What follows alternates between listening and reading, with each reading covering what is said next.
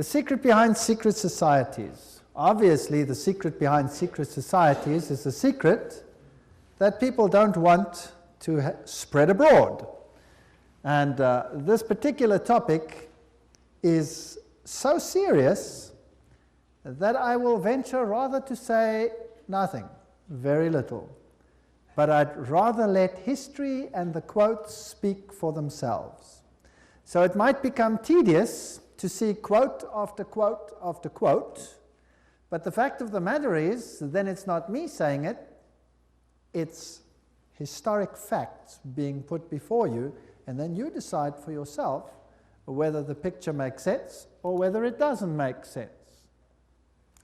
Revelation 17:4, and the woman was arrayed in purple and scarlet colors, and decked with gold and precious stones and pearls, having the golden cup in her hand, full of abominations and filthiness of her fornication. There's only one church in the whole world that uses a woman with a cup, and that is the Roman Church. And here is Città del Vaticano, using the woman with the golden cup, and she is called Fides on all their documents. Fides.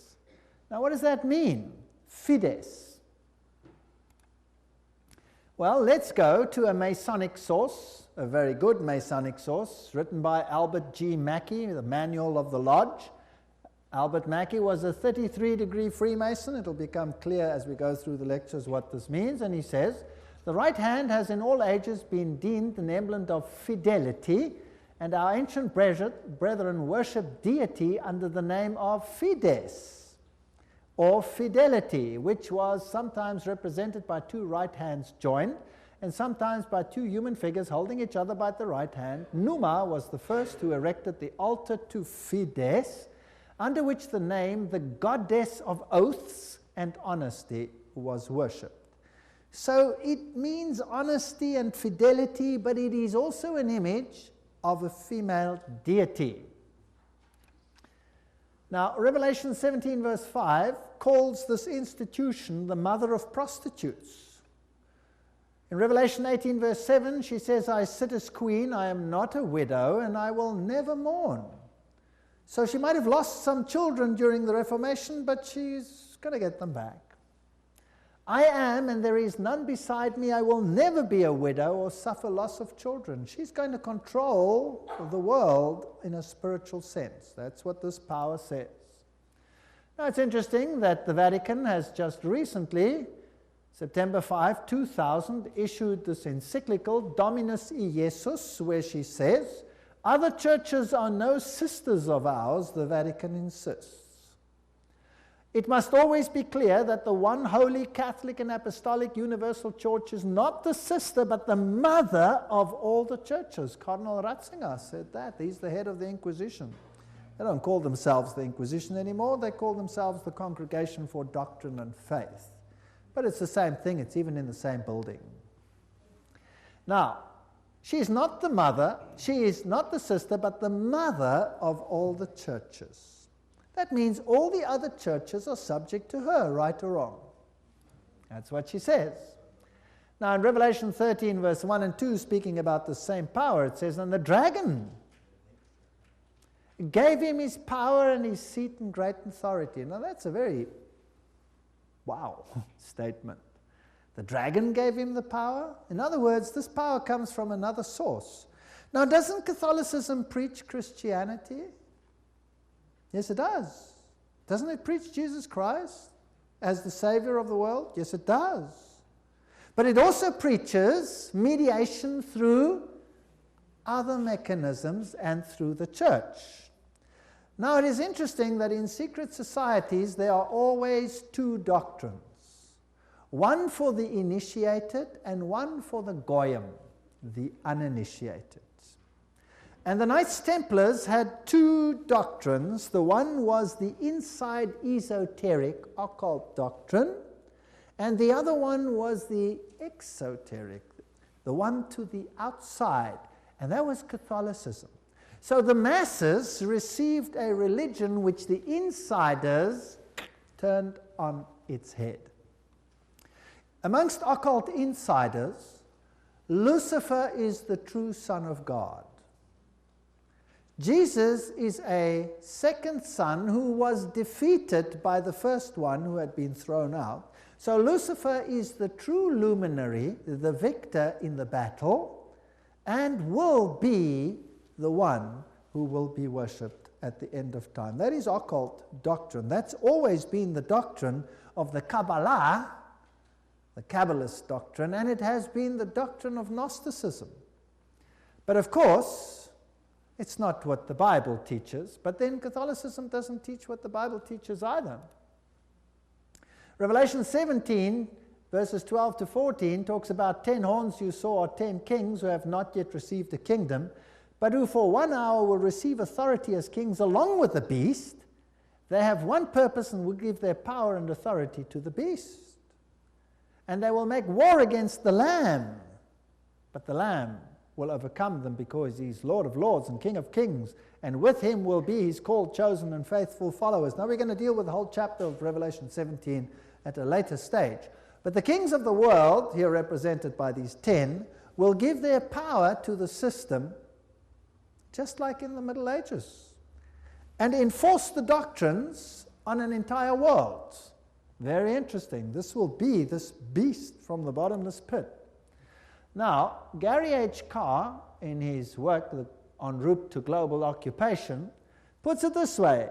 He says there were the ancient mystery religions which come from Babylon, and they were pantheistic, of course, which means God is in nature, God is in everything, which in effect makes us God then too.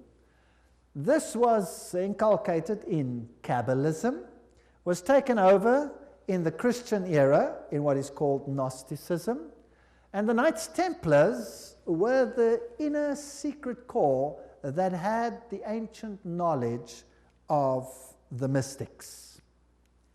This was carried further through Rosicrucianism, Freemasonry, and the Illuminati, which, according to Gary Carr, controls Marxism, American European secret societies and political societies, international banking, and the World Council of Churches. Now that sounds very strange. Is the World Council of Churches controlled by Freemasonry?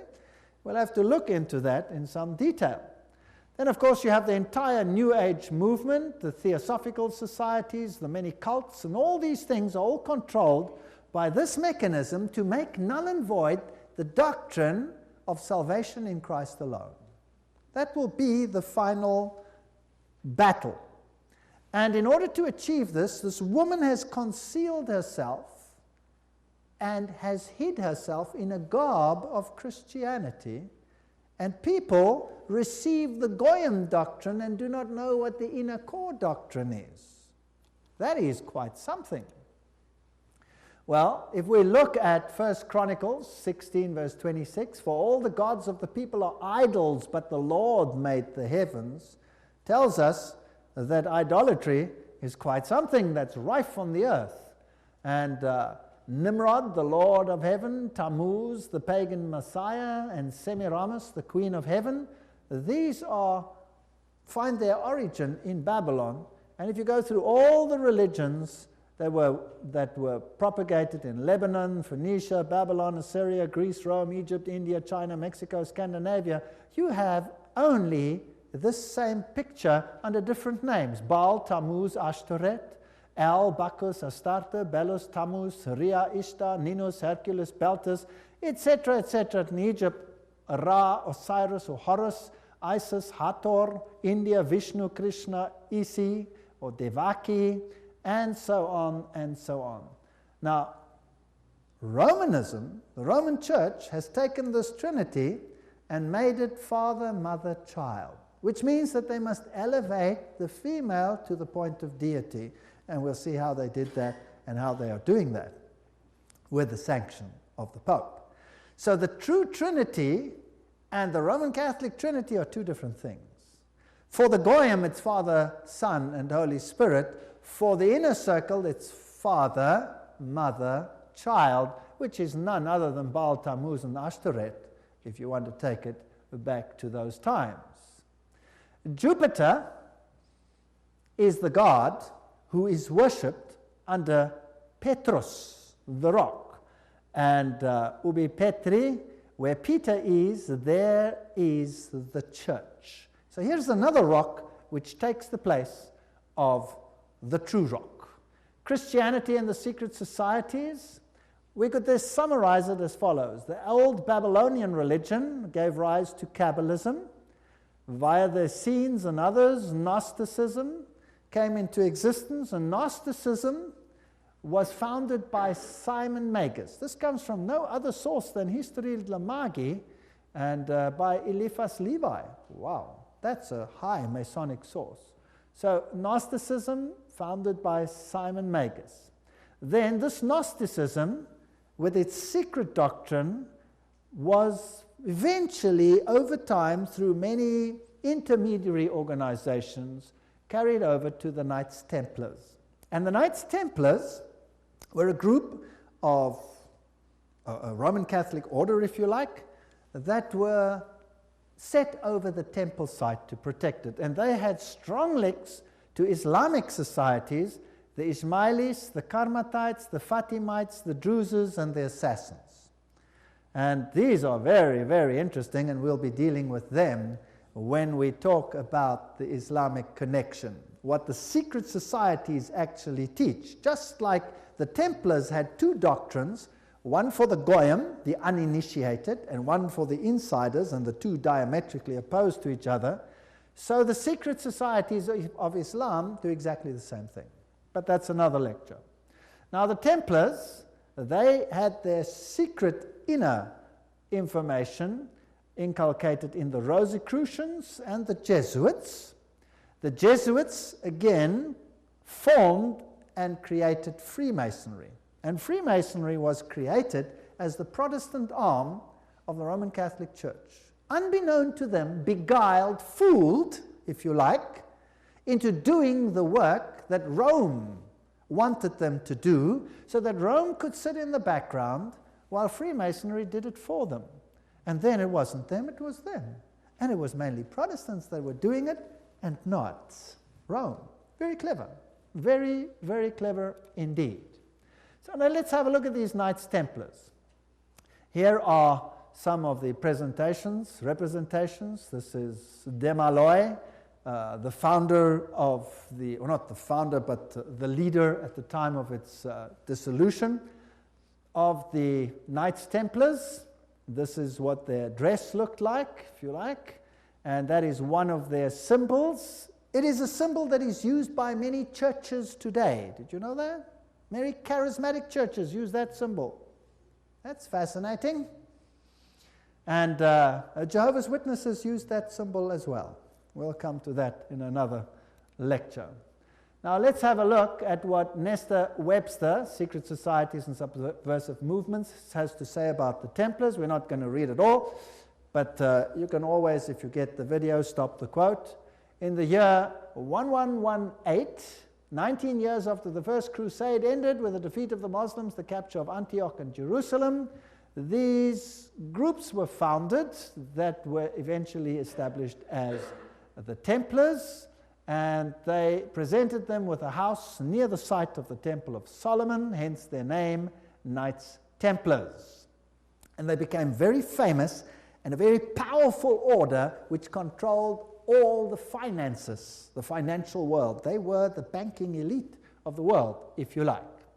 And then in the year 1128, the order was sanctioned by the Council of Troyes and by the Pope. It was a Roman Catholic order within the church. Now, some years later, October 13, 1307, this order was officially brought to an end by the King of France because it had come to light what they were doing, so it was said. The King of France, Philippe le Bel, had the Templars arrested, and the date was Friday the 13th, October 1307, and since that day, Friday the 13th is a day of bad luck for the entire world. And the charges brought against them were: the ceremony of initiation into the order was accomplished by insults to the cross and the denial of Christ and gross obscenities. gross obscenities. There were all kinds of things reminiscent of Sodom that had to take place there. The adoration of an idol, which was said to be the image of the true God, and that was Baphomet, this symbol over here of the androgenic male-female deity. The omission of the words of the consecration of the Mass, the right that the lay chiefs amongst themselves giving absolution, and authorization of unnatural vice. So they had to curse the cross, trample upon Jesus, swear allegiance to Baphomet, and sanction this with unusual vice. That's a pretty serious crime in those days, so he was sentenced to death. But the order actually didn't disappear. The Pope was very reluctant to say that it was so. Masonic ritual includes references to the Knights Templars. For example here, Secret Societies and Subnervous Movements says, several knights who had set forth the rescue of the holy places of Palestine from the Saracens formed an association under the name of Freemasons, thus indicating that their principal desire was the reconstruction of the Temple of Solomon. And you hear a lot about the reconstruction of the Temple of Solomon today, and the story of Israel and all those interesting things. Now let's go a little bit into some of the history. I'm taking you to this beautiful palace. Where do you think it is? It's in Jerusalem, and it's Notre Dame Vatican. And this is where the Pope has his representation in Jerusalem. It's a palace for a king. There's the Vatican flag flying outside, and there's even a whole lane where you have some interesting papal artifacts. Now in Jerusalem, I went to look up the site of the Knights, and here is the Knights Palace, the Latin Patriarchate. This is where the Knights Templars originally had a site, and the Knights of the Papacy now control this area. This is their symbol that they use. That is also the Knight's shield, which is used by many religions today. The Rema Church uses that symbol, for example. These are the eternal warriors. That is the symbol that they use. There they are they kiss the Pope or the Patriarch's ring. They are knighted just like knights, and they knight highly prominent bankers and individuals such as that. Inside this church, you have, of course, the statue of Jupiter as Peter. Notice that the foot is well kissed.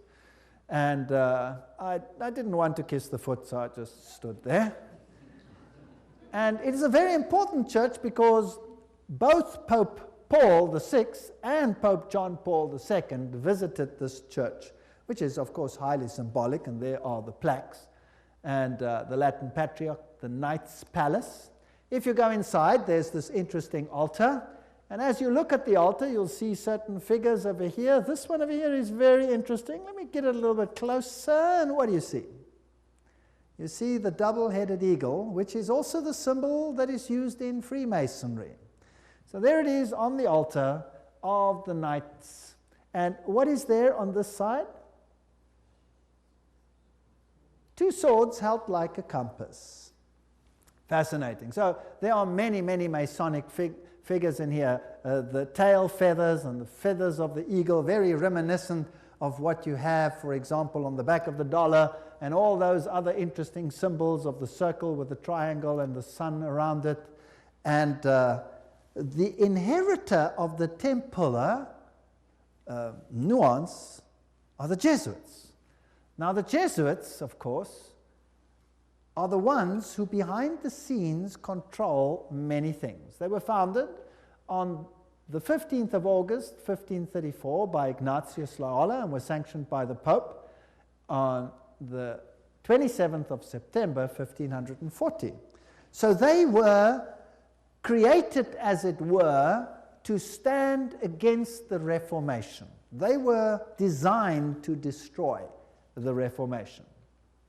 Loyola wanted the order to be champions of Catholic unity, and of course submission to Christ's vicar, the Pope, was absolutely essential. Here you have the institution of Loyola's organization by the Pope on this particular day, and there are some interesting analogies which we will find here. Here, for example, there is considerable analogy between Masonic and Jesuitic degrees. And the Jesuits also tread down the shoe and bear the knee because Ignatius Loyola thus presented himself at Rome and asked for the confirmation of the order. Now, everything I say has a quote attached to it, so don't say I said it. And if anybody wants to get angry about anything that is said, then phone the people that said it and be angry with them. Okay? So this is what they did, and this is what Freemasonry does. So there you have your nice little link. Now, who existed first? Freemasons or the Jesuits? The Jesuits existed first, of course. They were to obey as a corpse, perite, a cadaver. The reconstitutions repeat 500 times that one must see Christ in the person of the general, and even if God gave you a dog, you must obey him as though he were Jesus Christ himself. Loyola's statue in a Jesuit retreat, Loyola in vision, the Society of Jesus constituted in the Chapel Notre Dame, Notre Dame, 1534, now the Chapel of the Sacred Heart in Paris. Many, many occult incrustations. And this is the famous Jesuit oath that each Jesuit makes when he becomes a Jesuit. Now, it'll tell us something about the character of the Jesuits. There it says, I, and he fills in his name, in the presence of God and all the saints and all these things, swear that His Holiness the Pope is Christ's vice-regent and is the true and only head of the Catholic Universal Church, etc. It also says here that this power was given by the Savior, Jesus Christ. He has power to dispose heretical kings, princes, states, commonwealths, governments, all being illegal without his sacred confirmation, and that they may safely be destroyed. So a Jesuit swears that if a government is not subject to Rome, it can be what? Destroyed.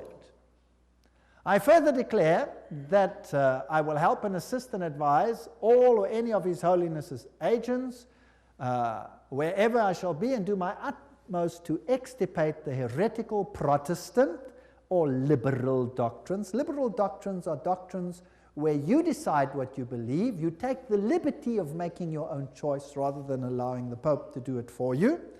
And that will be destroyed, and all their pretended powers. And that it doesn't matter where you send me in the world, I will obey. And I promise that I will have no opinion of my own. I will obey like a corpse. And I will make war, secretly or openly, against all heretics, Protestants, and liberals, as I am directed to do, to extirpate and exterminate them from the face of the whole earth. I will spare neither sex, age, nor condition, and I will hang, waste, boil, flay, strangle, bury alive these infamous heretics, rip up the stomachs and wombs of their women, crush their infants' heads against the wall in order to annihilate forever their execrable race. That's quite a nice Christian promise, would you agree? Very Christian promise. Did they do it? Well, the Waldenses, they smashed the children's heads against the rocks to make the parents rescind.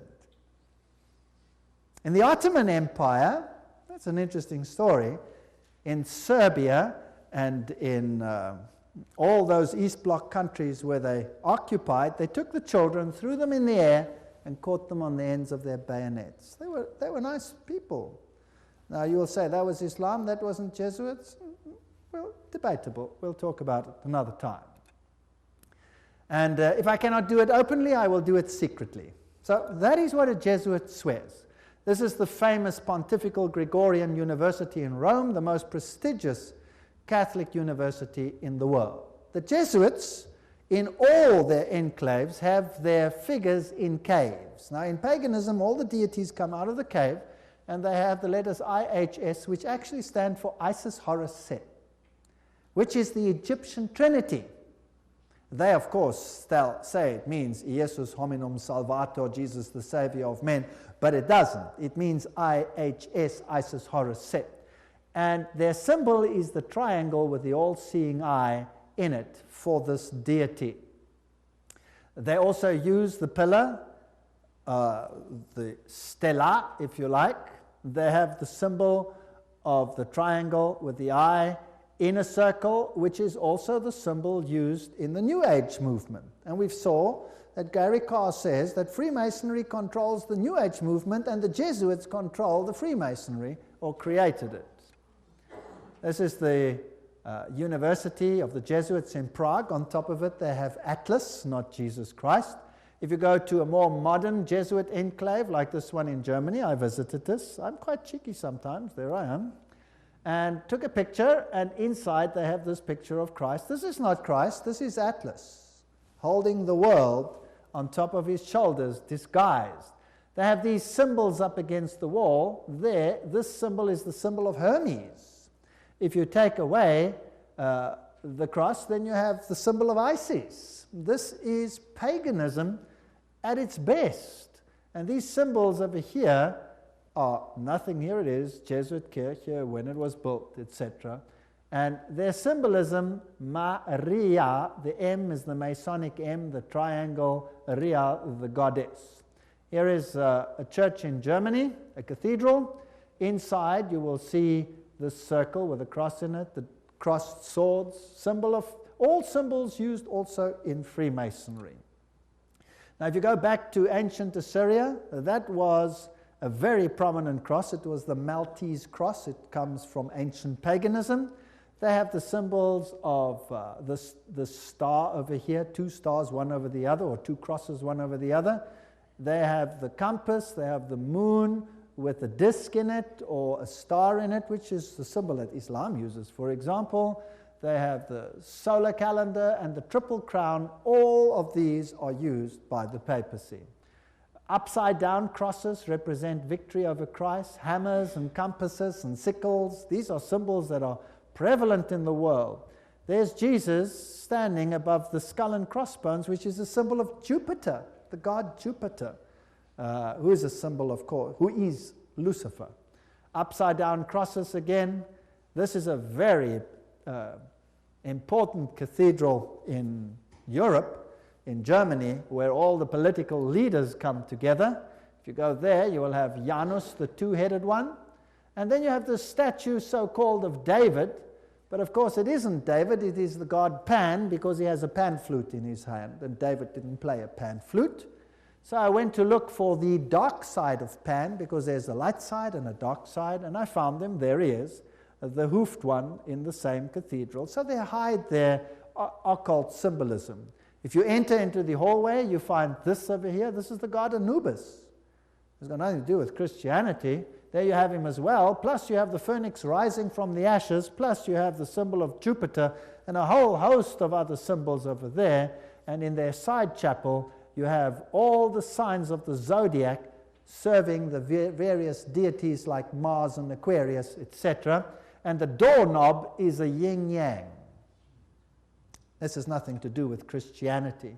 They use the symbol of the compass and Jupiter and the PX symbol over there, which you will find in virtually every single Christian denomination upon the face of the earth. The phoenix rising from the ashes, the peacock, all symbols of Lucifer. Here you have the PX with a circle with a dot in it, and you say to yourself, but isn't that a symbol of Christianity? No, this is a symbol of Horus. This has got nothing to do with Christianity. They use pine cones. Let's ask Albert Mackey, 33-degree Freemason, to tell us what the symbol means.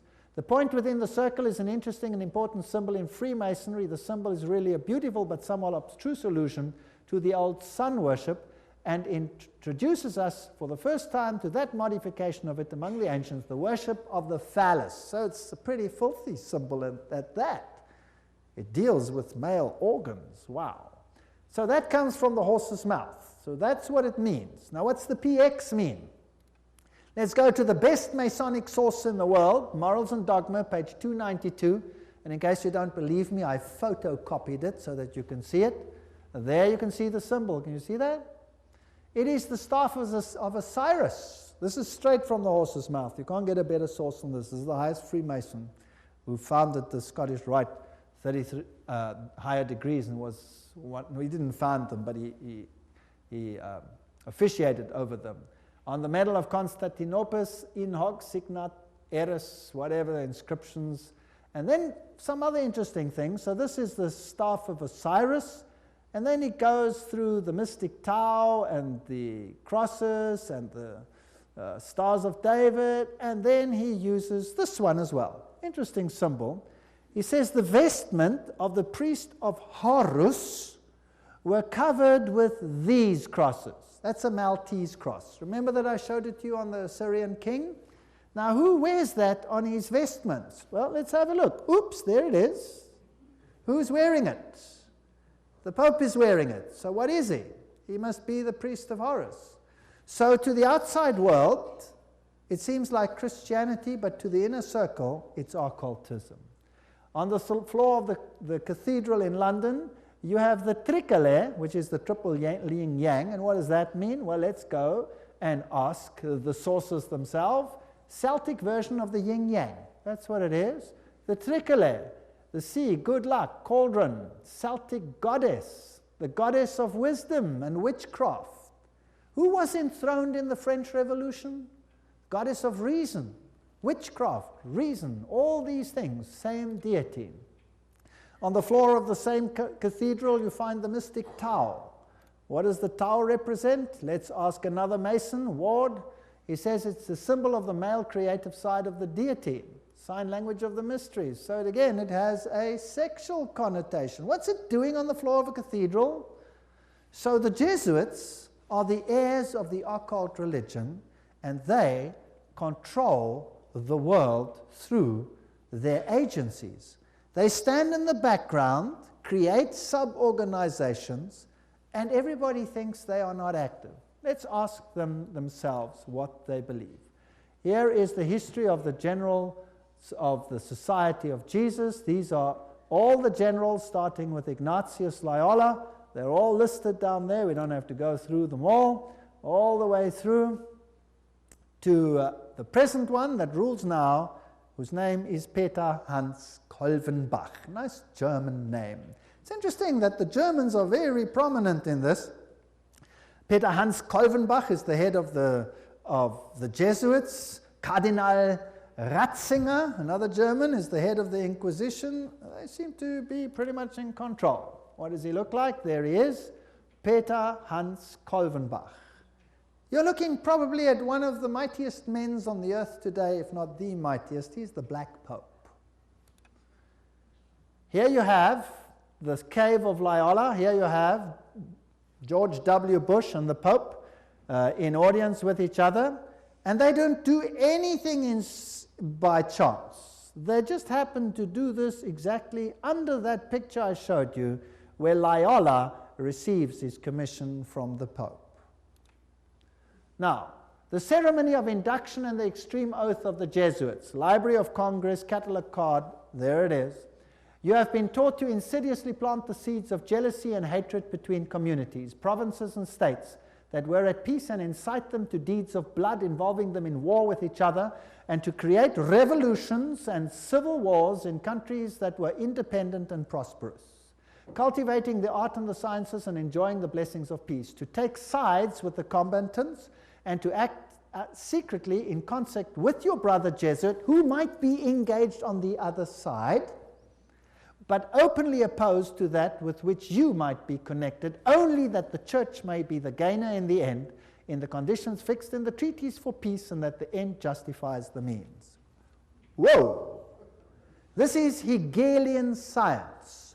Two opposing viewpoints, dialectic thinking. You war the one with the other, and you rub them up until nothing is left. It's called thesis, antithesis, and the resultant clash brings synthesis, that which you want. Now note that the Jesuit can be very active on the one side, but he can be equally active on the other side. So this is all a process whereby they wish to attain things. The 30-year War. Now, what was that about? The aim and the object was that that war should in truth become a war of annihilation. Besides, was it possible for them to allow peace to be concluded with countries whose rebellious governments had issued a law ruling that no Jesuit should ever again dare to show his face? Do you know that the Jesuits were thrown out of virtually all countries, including Catholic ones, because they were so divisive?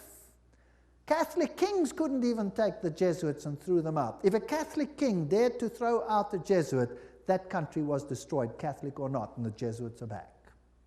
You can take your bottom dollar for that.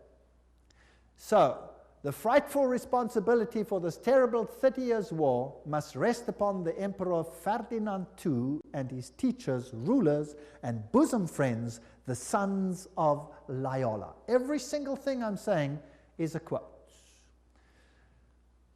Popery, an enemy to civil religious liberty. In 1550, Pope Julius declared his claim to universal temporal political power, evidenced by a new coin he issued, its motto having read, "The nation and kingdom that will not serve me shall perish." Now please note that this is a Roman Catholic statement, that the nation and the kingdom that does not serve the papacy will perish. What does that mean in terms of Protestant countries then? Are they going to be in trouble, yes or no? I would say yes, they will be in trouble. Thomas Aquinas, the great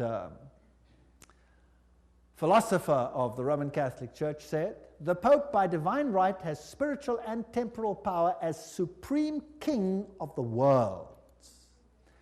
The Pope of Rome, as head of the papal government, claims absolute sovereignty and supremacy over all the governments of the earth." All the governments.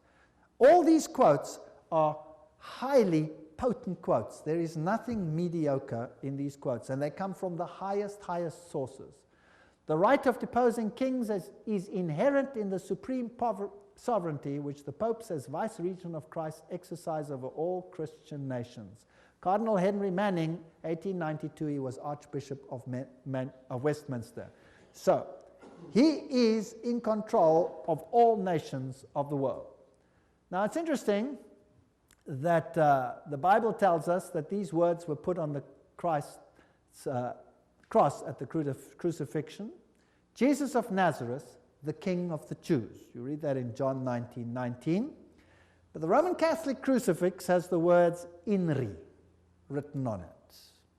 Now, if you look it up in Webster's dictionary, it means Jesus Nazarenos Rex Iuderum, but in the extreme oath of the Jesuits, "INRI" means something totally different. It means "Iustum necare reges impios," which means it is just to exterminate or annihilate impious or heretical kings, governments, or rulers. That's an interesting point.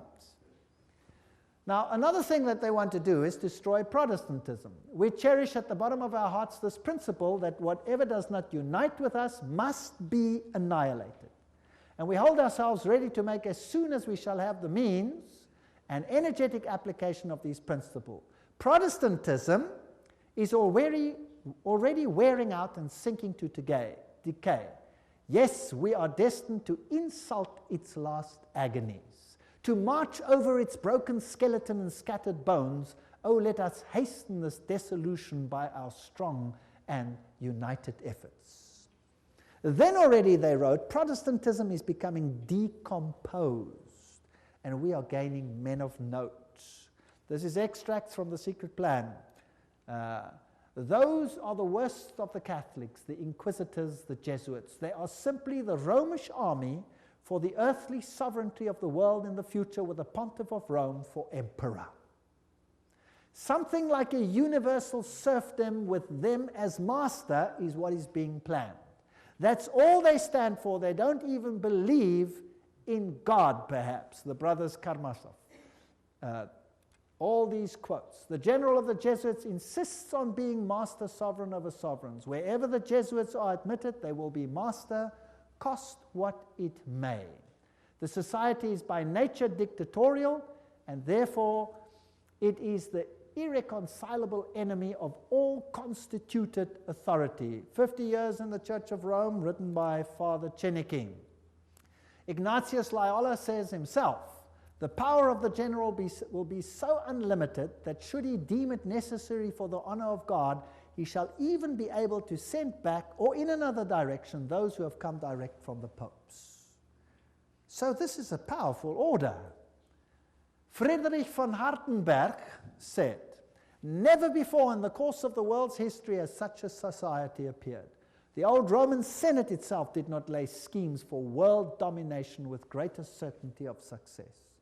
They want world dominion, with the Pope enthroned as the universal ruler. The Roman Catholic Lafayette said, "It is my opinion that if the liberties of this country, the United States of America, are destroyed, it will be by the subtlety of the Roman Catholic Jesuit priests, for they are the most crafty, dangerous enemies to civil and religious liberty. They have instigated most of the wars of Europe." These are prominent people speaking.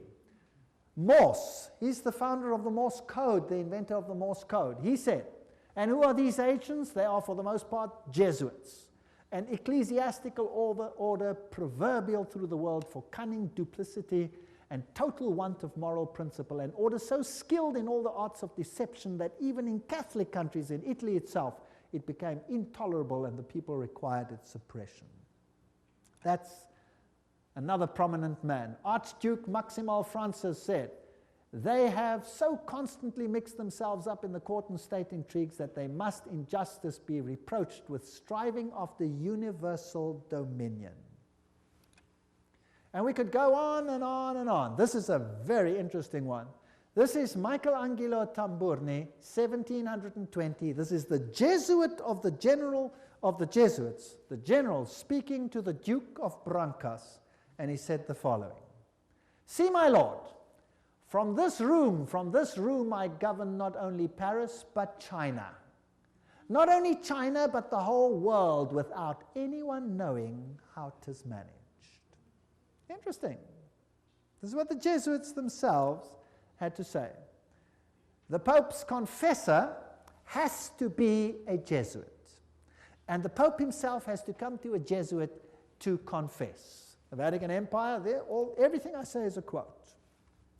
This here is Jean-Baptiste Janssen. He ruled from 1946 to 1964, and he looks like a charming gentleman, very cheerful.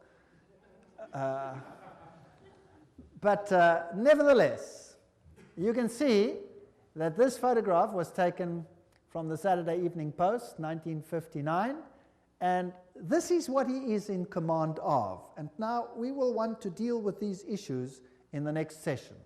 He controls the following secret societies: the Sovereign Military Order of Malta. So he is in control of the Knights of Malta.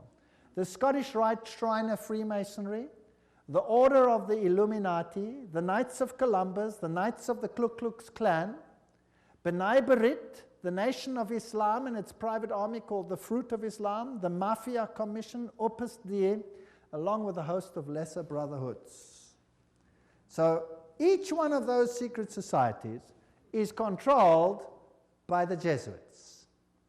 How do they control it, and what is their aim? And who is a member, for example, of the Knights of Malta? Who today is a member of the Knights of Columbus? Who is a member of B'nai B'rith? Who controls the Fruit of Islam? Who controls Opus Dei? Who controls Skull and Bones and all the other secret societies, and what is their agenda? That is what we have to find out. Remember that Rome wants to regain total dominion, and if they are the center of Templar theology, then they want to control the world for the dragon, not for Jesus Christ. The dragon gave them their power and their seat and great authority. This is scary. And this power must be in control in your country as well as in mine. But the good news is that Jesus foretold it. We read it in Revelation, and he says no matter how they confederate, no matter how they scheme, the kingdom is going to go to whom? It's going to go to Jesus. Jesus wins. So there's nothing to be afraid of, but I will show you these secret societies in the next session, and I will show you who the members are.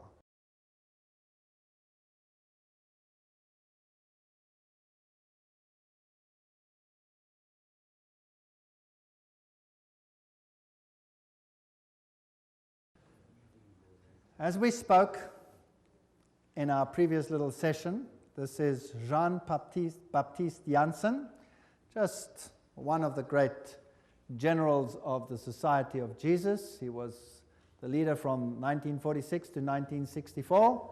And we mentioned the Order of Malta, the Shriners, the Order of the Illuminati, the Knights of Columbus, Ku Klux Klan, and all these secret societies that are under the control of the Jesuit general. Persecution of the Catholic Church in Germany has been directed only against those elements which did not entirely submit to the ever-increasing centralization of authority in church and state. So sometimes it looks as if even the Catholics are suffering, but only those Catholic groups that are not totally submissive to this system will be subjugated. Some Catholic orders were actually opposed to the Jesuits. They were killed, they were wiped out. In the French Revolution, the Dominicans had taken over the Inquisition from the Jesuits. Boom, they were zapped. And the Jesuits took it back. Its objective was, and is still, to destroy the effects of the Reformation and to re-establish the Holy Roman Empire of the German nation. A greater Germany, in other words, must be made again the center of a revived Holy Roman Empire. Leo H. Lehman, 1942, an American historian, said that.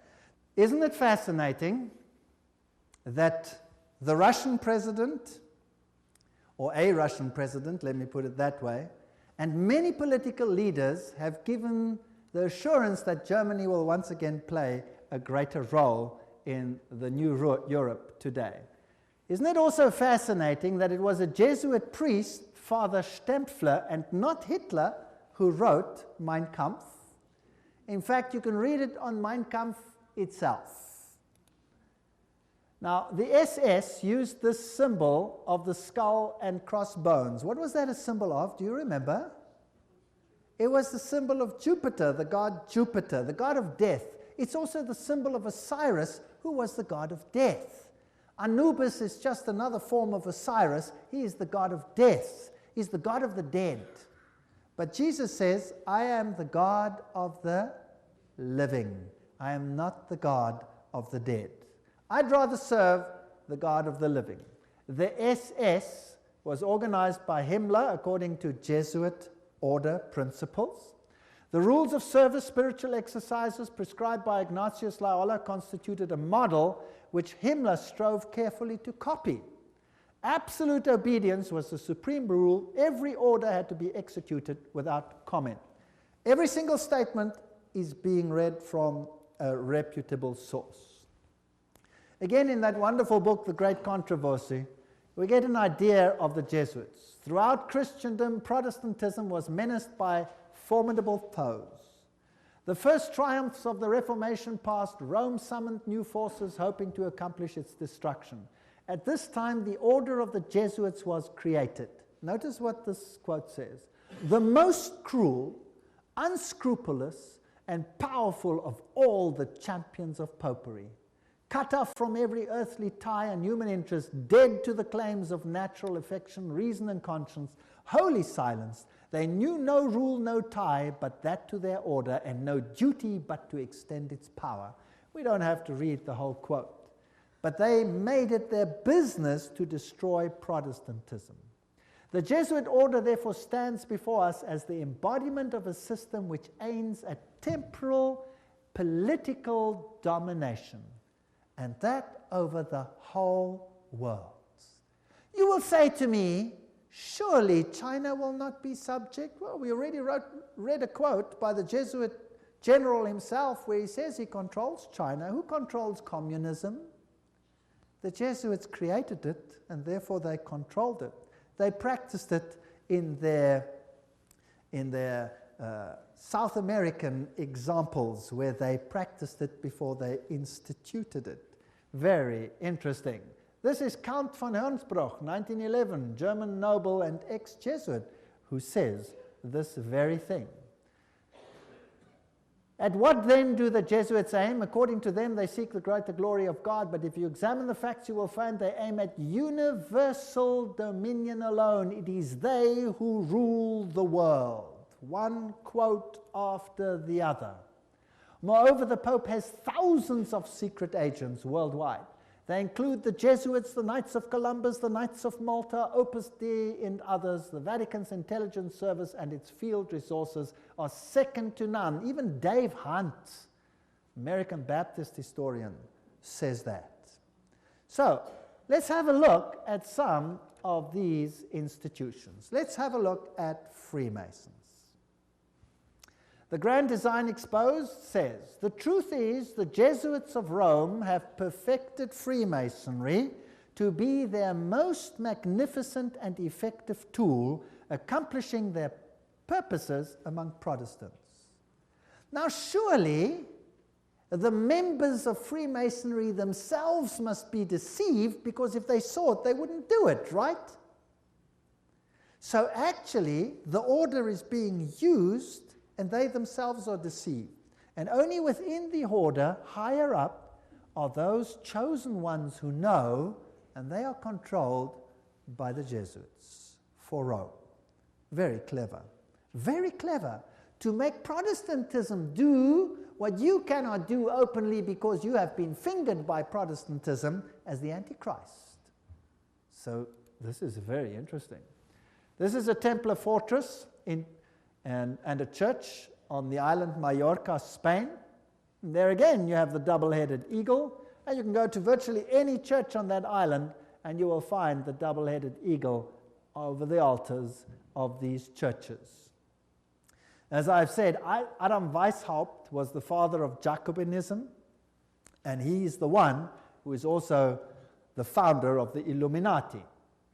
From the Jesuit college at Ingolstadt, it is said to have issued the sect known as the Illuminati of Bavaria, founded by Adam Weishaupt. Its nominal founder, however, seems to have played a subordinate, though conspicuous role in the organization of the sect.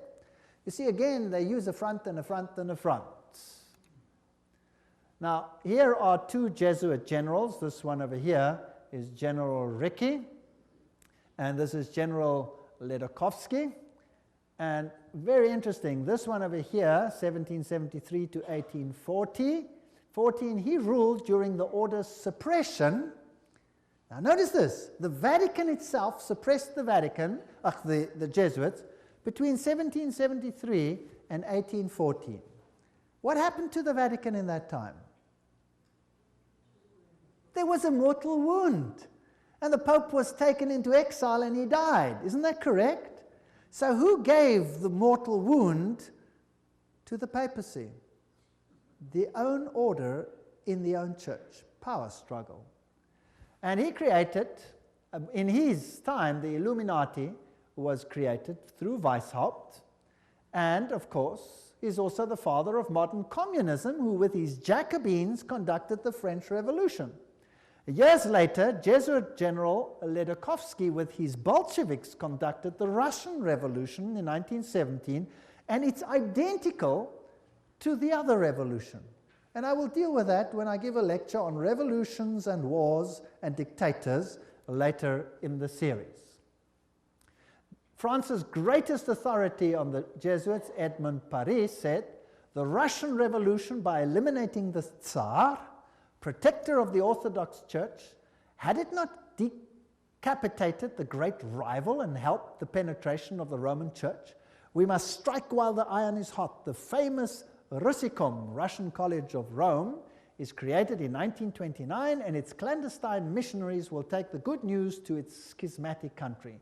1 century after their expulsion by Tsar Alexander I, the Jesuits will again undertake the conquest of the Slav world. And did the poor Slavic world suffer? They were slaughtered by the millions. History will show what happened there when Stalin, probably one of the greatest mass murderers of all time, did his thing. Frederick the Great, so-called, of Prussia, caused the high degrees of Masonic constitutions of the ancient rite to be revived, And he himself wrote the constitutions under the guide of the Jesuit general. Encyclopedia of Freemasonry, Albert G. Mackey says that himself. Very interesting. And now notice this. This is a source that's unbelievable. This is Isis Unveiled by Blavatsky herself, the author of Secret Doctrine. She says that the rites are the offspring of the sons of Ignatius Loyola. The Scottish Rite and all of these worked under the instructions from the general of the Jesuits. So who controls Freemasonry? The Jesuits, there's no doubt about it. Here, we have confirmed the induction of the Knights Templar Mason into the councils of the said order of knighthood, and hoping and confiding that he will ever be so demean himself as to conduct to the glory of IHS, the most holy and almighty God, and to the honor of the mark we do recommend. There's a ritual in Freemasonry which is totally Jesuit. So the Jesuits control Freemasonry. Here's a Freemason temple, if you like. It's in Oklahoma. There is IHS. This is a Freemason temple. It's a lodge. There is IHS in it. There are still old ladies, male and female, about the country who will tell you with grim gravity that if you trace up Masonry through all its orders till you come to the grand tip-top head Mason of the world, you will discover that the dread individual and the chief of the Society of Jesus are one and the same person. James Patron, American historian. There are many that say these things. Knights of Malta. The Freemasons are in the foreground, while the Jesuits and the Knights of Malta are in the background. The Jesuits control even the Knights of Malta. Now, who are they? Well, they are headquartered in Rome, these knights. They used to be on an island, but besides that, they used to be a military order. They are still a military order. They are knights. They control the banking of the world, the industry of military complexes of the world. They oversee Chase Manhattan Bank with all its branches. They rule all the intelligence communities, the KGB, the CIA, and all of these things to restore the Dark Ages. Everything I'm saying is a quote. I'm saying nothing. Don't accuse me of saying anything. I'm just reading. Who are they? Well, here's the head of the Knights of Malta at the moment in America. This, well, he's dead now. This is Francis Joseph Cardinal Spellman, Cardinals of New York. And their headquarters is St. Patrick's Cathedral, the diocese of the Archbishop of New York. There are the various ones. Here's Terence Cardinal Cook, then was Cardinal O'Connor, and currently Cardinal Archbishop of New York, Edward M. Egan. Now let's have a look who the members of the Knights of Malta are. That should be interesting. Some past, some present. General Alavena, George Anderson, Angleton, Azru, Bertie, Bobs, Bonaparte. Does that name ring a bell? Borges, Bradley, Brady, Pat Buchanan. Does that name ring a bell? James Buckley, Prescott Bush. Does that ring a bell? Frank Capra, William Casey. Does that ring a bell? CIA, Cisnero, Cooks, Coughlin, Loach, Giscard d'Estaing. Does that ring a bell? President of France, Bill Donovan, Alan Dulles, Avery Dulles, Edward Egan, that's of course the Cardinal himself, Franz Egon, John Farrell, Flanagan, Flynn, Gelly, Galen, Gorman, Grace, General Alexander Haig. Does that ring a bell? Otto von Habsburg, wow. Conrad Hilton, Heinrich Himmler, he was Knights of Malta. J. Edgar Hoover, FBI, CIA fame. Joseph Kennedy, Ted Kennedy, Larkin, Lehman, Lorenza, Luce, Henry Luce, founder of all the great magazines and Time magazine and all of them. Great publishing magnate, MacDonald, Manhattan, you name them, all of them. O'Neill, Otis, Franz von Papen, the legate who worked with Adolf Hitler, Perón, Rocco. The list goes on and on and on. Frank Shakespeare, Martin Shea, even Frank Sinatra was a Knight of Malta, for interest's sake. So there are prominent men who are Knights of Malta. Now what about the Knights of Columbus? The founder of the Knights of Columbus is Father Michael McGivney. He lived a very short time, and then he died. He was very young. He died at the age of 38. There is their emblem, and this is their official home webpage. You can just take it straight off, and you can see something fascinating. What is that? Hello? Do you remember what it is? A little bundle of rods that you also found in the French Revolution, right there in the Manifest of Human Rights. What is it? Fasciae. And they've got a wreath around them. What does that mean? All power in one man. Who will that man be? Who do the Knights Columbus, founded by a Roman Catholic priest, want to see the power vested in? The Pope, of course. The Knights of Columbus, founded at New Haven, Connecticut, 1882. Then it was already considered 300,000 strong. Only Roman Catholics are eligible. It is initiative to service in 4 degrees. It's the heart and soul of politics. You cannot get into politics if you don't have the stamp of approval of these guys. The fact is well known to political machines and non-Catholic politicians whose candidates must receive the approval of Rome and the Knights before they dare nominate them for either dog pound or presidency. The Knights of Columbus' principal business is politics, a Jesuitical politics. A menace to the nations, Jeremiah Crowley, there's the quote.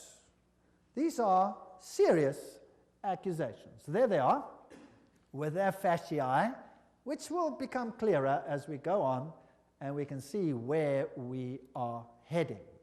For today, Rome considers listen to this. Today, Rome considers the fascist regime the nearest to its dogmas and interests. We have not merely the Reverend Jesuit Father Coughlin praising Mussolini's Italy as a Christian democracy, but their official magazine, which is Civiltà Cattolica, this is the official Jesuit magazine, says, this is the house organ of the Jesuits, says, fascism is the regime that corresponds most closely to the concepts of the Church of Rome. This is scary. Have you noticed lately that there is more and more control? Have you noticed some of these things? Have you noticed that you are being treated more and more like someone who has to bow 20,000 times before the powers? Then there is the organization Opus Dei. Is a semi-secret religious lay order with paramount objective is total support of the papacy. And these people walk around with clamps that tear into their flesh so that they have constant pain with every movement to remind them of their obligation. And they have high members, like presidents, for example, of Portugal is an Opus Dei member. Then we have the Skull and Bones organization. And who are they? Well, they have this interesting skull and bones. What does it represent? You know that by now. Jupiter. And they have the number 322. If you look up Genesis chapter 3, verse 22, you will find, now man has become like one of us, knowing good and evil, raising man to the level of deity. This is Yale University, the place where they are. Now let's consult one of the greatest authorities on skull and bones. That is Anthony Sutton. Let's ask him who he is. Educated at the Universities of London, Göttingen, California, former research fellow at the Hoover Institute, Stanford University, as well as economics professor of California State University. He had the guts to speak out and write a book, and it cost him dearly. But nevertheless, let's quote him. There is the book. Anthony Sutton, America's Secret Establishment, An Introduction to the Order of Skull and Bones. So that I don't say it, let's quote it. Skull and Bones, it's over, it's Bush. Bush won the election. Let's watch this video. Yale University, the scions of America's first families confess their sexual exploits from a gruesome coffin. In a smoke-filled room, a handful of power brokers manipulate the global economy. These are the purported activities of some of America's secret societies, groups with names like Bilderberg, Skull and Bones, and the Trilateral Commission. The Skull and Bones Society is founded in 1832 by 15 seniors at Yale University in New Haven, Connecticut. They establish a secret society with rules and rituals that remain unchanged to this day. The Skull and Bones initiation ceremony is said to be held in April in the tomb's basement. One distinguished member serves as master of ceremonies. Once enrobed, he is known as Uncle Toby. The shortest senior is appointed Little Devil and dons a satanic costume. A bonesman with a deep voice is dressed as Don Quixote. Another is dressed as the college's founder, Elihu Yale. Still another is given papal vestments. It would all be funny if it weren't for the fact that among the former bonesmen are 3 presidents: William Howard Taft, George Bush, George W. Bush, numerous senators and ambassadors, industrialists like William Whitney, CIA agents, State Department officials, and publishing magnate Henry Luce. Absolute secrecy is also required. In his 1999 autobiography, George W. Bush devotes just one sentence to his membership in Skull and Bones. Quote, "My senior year, I joined Skull and Bones, a secret society so secret, I can't say anything more." The secrecy, according to some researchers, is there to protect the fact that Skull and Bones funnels its initiates into positions of power and influence. The best-known bonesman is ex-President George Bush, who, according to tradition, is supposed to avoid admitting he's a member. Mr. President, are you a member of Skull and Bones? American Journal got a similar response when we recently asked George Bush Jr., the governor of Texas, about his membership. Does it still exist? I mean, the thing is so secret, I'm not even sure it still exists. Okay, so you'll see that George W. Bush is a member. They lie in a coffin.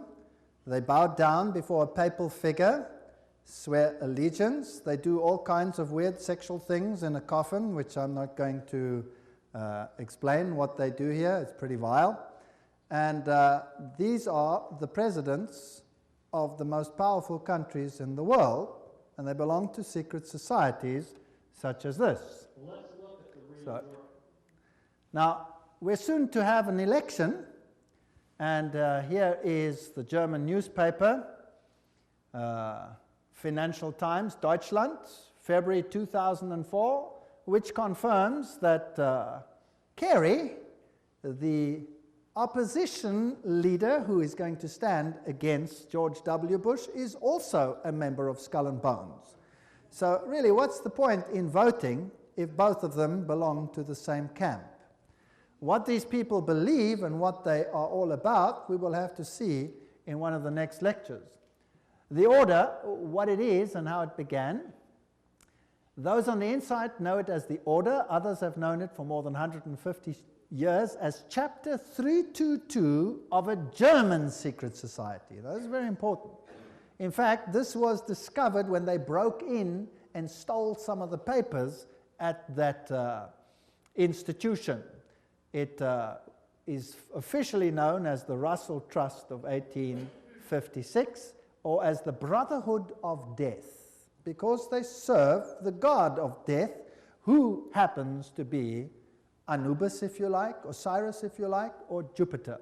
The American chapter of the German order was founded in 1833 at Yale University by General William Huntington Russell, and Taft, the only man to be both President and Chief Justice of the United States. Interesting. Now, the German order, what does this actually mean? The Illuminati had its origin at the University of Ingolstadt, and recruits were from the student Corps. Of course, they had to be students with high connections, you know, sons of very high insiders. The order had its origin in Yale in 1833, but Skull and Bones is a chapter of a German secret society. So, which organization does it represent? Active members have enough influence to push their sons and relatives into the order, and there's significant intermarriage amongst the families, and they fall into major categories, 2 major categories. We find the old line American families, second, families who occupy great wealth. When he's initiated into the order, he says, tonight he will die to the world and be born again into the order, as he will henceforth refer to it. The order is a world unto itself, in which he will have a new name, and 14 new blood brothers also with new names. Now there's also a British chapter which was established at Oxford University and All Souls College, and the British element is called the Group. So the Skull and Bones is not the only one. You have the Group, and then you have a European order as well. So the Group links to the Jewish equivalent through the Rothschilds, the Inner Circle, and so there is a worldwide secret organization which has the highest individual in industry, government, all facets of life. And they actually are the most prominent rulers in the world today. And if they are a chapter of a German society, then they are the Illuminati. And George W. Bush said that there are 1,000 points of light illuminating the world at the moment. It's interesting that the order writes many constitutions. The members write constitutions. For example, Archibald MacLeish, who is a member of Skull and Bones, or was, he wrote the constitution of UNESCO. Now we're going to have to deal with UNESCO and find out what it's about. Churches, the Union Theological Seminary is under the control of Skull and Bones. A very interesting seminary. We'll deal with these in more detail in another lecture. Major establishment of law firms, communications and industry, the Federal Reserve, and all of these are controlled by the order. This is how Chapter 322 operates. There's a central inner core. Notice that this is actually the all-seeing eye, the wedge of the eye, but that's something else. There's an inner core, there's an inner circle, there's an outer circle, there's an Atlantic Circle, the Bohemian Club, notice there, Bohemian Club, part of Skull and Bones. Pilgrim Society, Penumbra Order, Chapter 322 of the Order, the Trilateral Commission. That's how it's put together. You could basically put it this way: Council of Foreign Relations, United Nations, Bilderberg's Club of Rome, Royal Institute of International Affairs, and the Trilateral Commission, with the Illuminati controlling everything on the inside, forming basically the round table. Now you saw that the Bohemian Club is part and parcel of the issue. Now what is this Bohemian Club? Well, here's the Bohemian Grove. The August 2, 1982 edition of Newsweek reported, this is just another quote, the world's most prestigious summer camp, the Bohemian Grove, is now in session 75 miles north of San Francisco. It's in a forest. It's a fortress. But strangely, even fortresses can be breached, and one enterprising journalist managed to sneak in. The fiercely guarded 2,000-acre retreat is the country's extension of San Francisco's all-male, ultra-exclusive Bohemian Club, to which every Republican president since Herbert Hoover have belonged. This is just a quote. This is the Bohemian Grove ceremony, which was photographed or videotaped, very darkly, of course, very secretly, by one journalist, which caused a major furor. Now you can see very little in this light, so I'll explain to you what's happening there. In this forest, the men appear naked. Naked. They have to walk around naked. In fact, some members have left the society because they're tired of walking around naked. Now imagine every president of the United States has been a member of the Bohemian Grove. And just imagine. The priests are dressed in vestments, papal vestments, and they pay homage to an owl because the owl sees in darkness. It has illumination. They worship nature. They say, beauty surrounds us now and we worship her. This is nature, it's nature worship. And they honor the owl and bow down to it. This is paganism at its worst. There are other rituals which I do not want to talk about that happen between all these naked men. And if you read your Bibles, you will find that those who worshipped in the groves were called the perverted ones. They were people of high position and were amongst the highest of society. And periodically a good king came along and cleaned up, but then they always came back into power. This is nature worship, this is pan worship, this is Luciferian worship, and the presidents of the world are members. Let's look at the Bohemian Grove video. There's the papal vestment. Live in his leafy temple. Let all within the grove be reverent before him. Lift up your heads, O ye trees, and be ye lifted up, ye everlasting spires. For behold, here is Bohemia's shrine, and holy are the pillars of this house. There's the owl. For beauty is eternal, and we bow to beauty everlasting. For lasting happiness, return to one alone, and she surrounds you now. Great nature, refuge of the weary heart. We bow to one alone, great nature. She is ever faithful. Other friends may fail, so must ye come as children. Little children that believe nor ever doubt her beauty and her faith. Bohemians and priests, our funeral pyre awaits the corpse of care. Great son of all mortal wisdom, Owl of Bohemia, we beseech thee, grant us thy counsel. Owl of Bohemia, grant us thy counsel.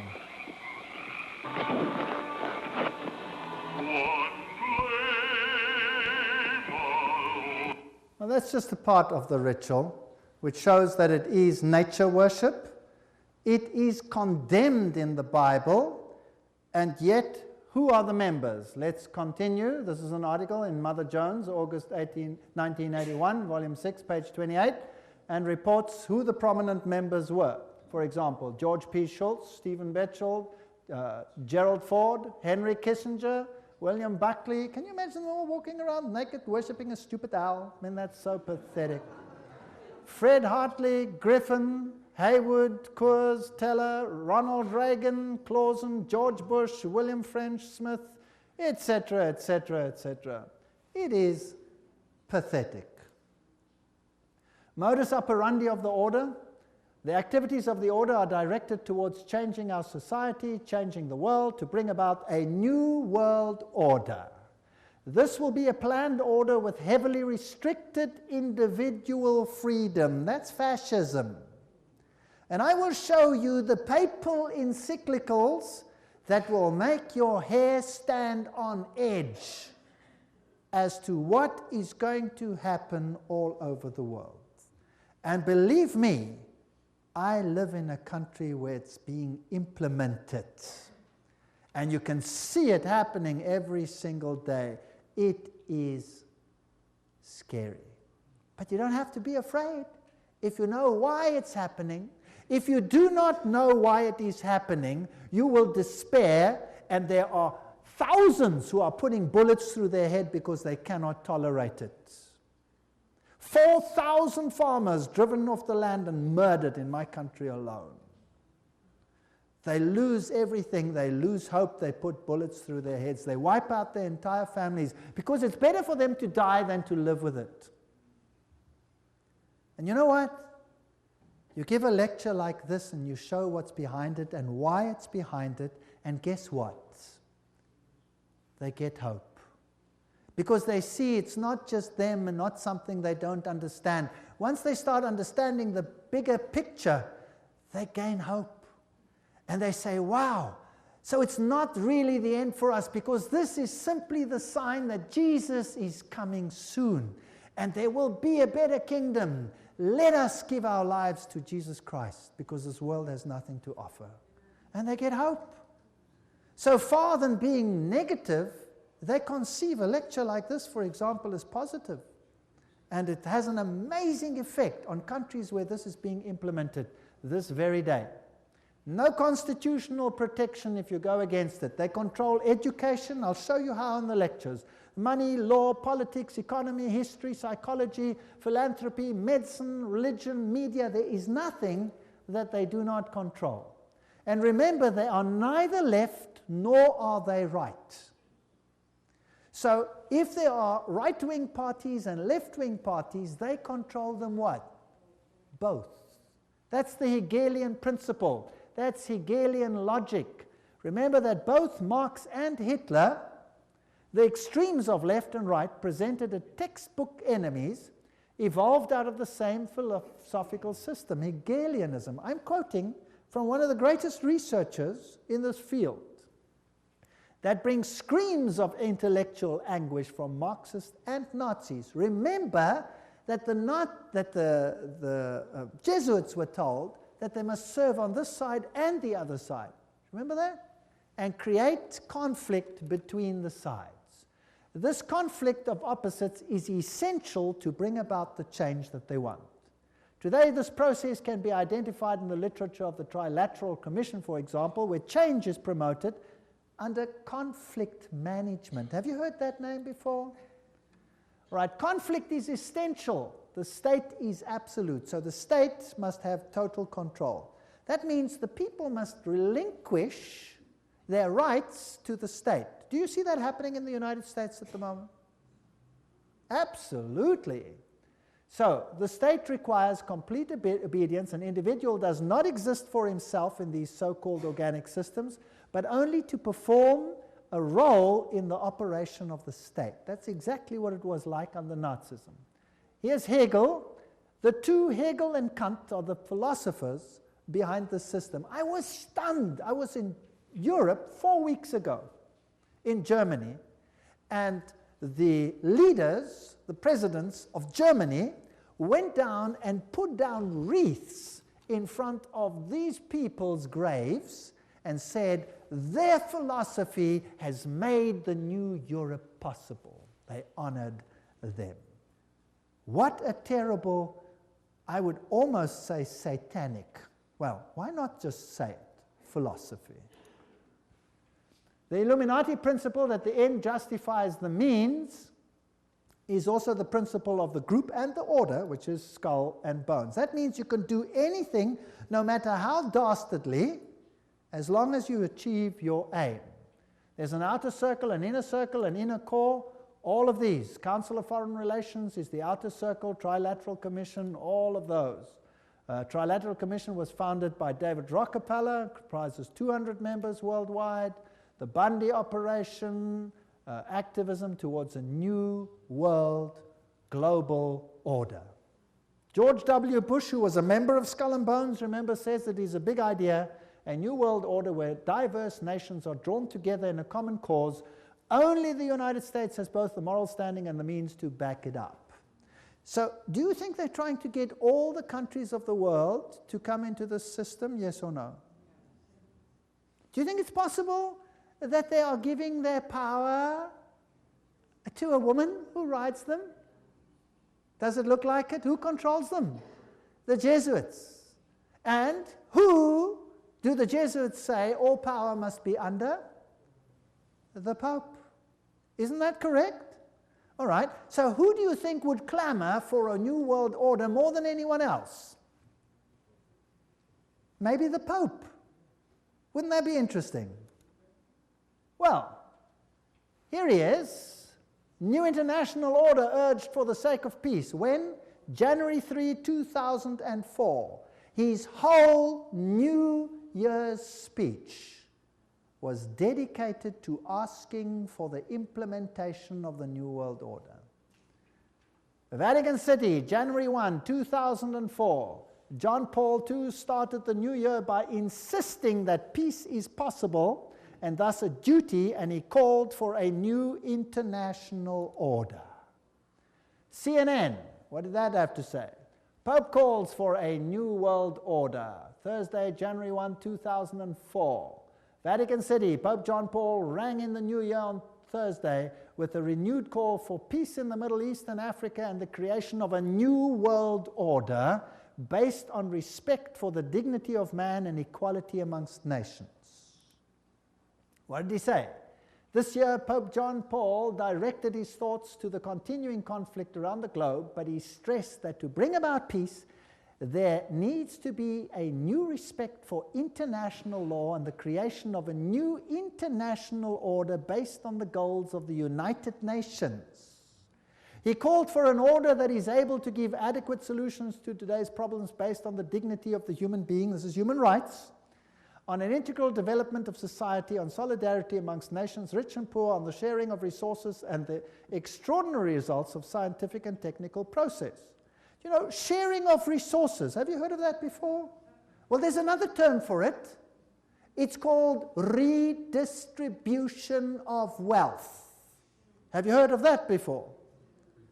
Right, now let me redefine that for you. To redistribute wealth means to take the wealth from the one who has it and give it to one who has not got it. Is that correct? Now if you do that, which nations of the world will be hardest hit? The Catholic ones or the Protestant ones? The Protestant ones are the rich nations. Everywhere you can draw a line. Now I will show you in the lectures that come that there are encyclicals which define how the redistribution is to take place. And how it is happening and how the encyclical says it should take place is what I can see happening in my country without the government lifting a finger against it. It is defined by need, as we will see. Now, there's another word for taking from one who has and distributing it to someone who does not have. It's called theft. Stealing. Thou shalt not steal, says the Bible. The Pope in Rome says, thou shalt steal. He does.